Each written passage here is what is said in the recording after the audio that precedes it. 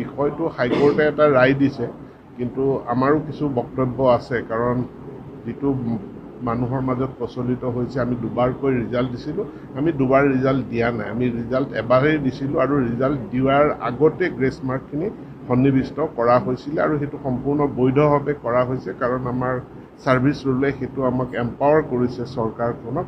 দ্বিতীয়তে যিটো কৈছে যে দুটা ছাবজেক্ট দুখন পেপাৰত পাছ নকৰিলেও তাৰ গড় নম্বৰটো ল'ব লাগে, কিন্তু আমি আমাৰ বিজ্ঞাপনত আগতেই উল্লেখ কৰিছোঁ দুইখন পেপাৰৰ কণ্টেণ্ট যিহেতু বেলেগ বেলেগ, বিষয় বেলেগ বেলেগ, দুইখন পেপাৰতে সুকীয়া সুকীয়াকৈ পাছ কৰিব লাগিব, এই কথাটো বিজ্ঞাপনতে কোৱা আছিলে।